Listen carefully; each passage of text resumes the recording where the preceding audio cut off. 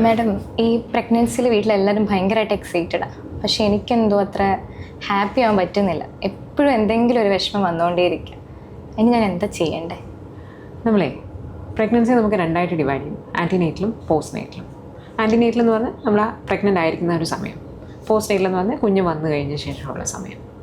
ആദ്യത്തെ ആൻറ്റിനേറ്റൽ തന്നെ ആദ്യത്തെ ഒരു 3 മാസം ഭയങ്കര ഒരു ഡൾ പീരീഡാണ്. എല്ലാവരും ഭയങ്കര എക്സൈറ്റഡ് ആയിരിക്കും, നമുക്ക് ഹാപ്പി ആവണം എന്ന് നമുക്ക് ഭയങ്കര ആഗ്രഹം. പക്ഷെ നമ്മുടെ ഉള്ളിൽ നിന്ന് ആ ഒരു ഹാപ്പിനെസ് വരില്ല.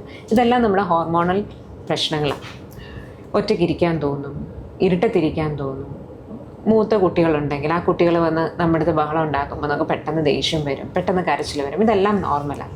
പക്ഷെ ഇതൊക്കെ എപ്പോഴാണ്, എന്തൊക്കെയാണ് നോർമൽ, എന്തൊക്കെയാണ് അബ്നോർമൽ എന്നുള്ളത് നമ്മൾ തിരിച്ചറിയണം. അവിടെയാണ് the importance of A psychology consultation.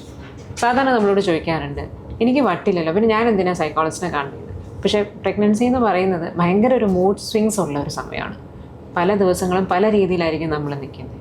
അവിടെ ഒരു സൈക്കോളജിസ്റ്റിനെ കണ്ടിട്ട് ഏതാണ് അബ്നോർമൽ, ഏതാണ് നോർമൽ എന്ന് നമുക്കറിയുകയും അതിനുള്ള പ്രതിവിധി എന്താണെന്നുള്ളത് ചോദിച്ച് മനസ്സിലാക്കുകയും അതുവഴി അമ്മയുടെ ഹെൽത്തും കുഞ്ഞിൻ്റെ ഹെൽത്തും നമുക്ക് ഇമ്പ്രൂവ് ചെയ്യാൻ പറ്റും.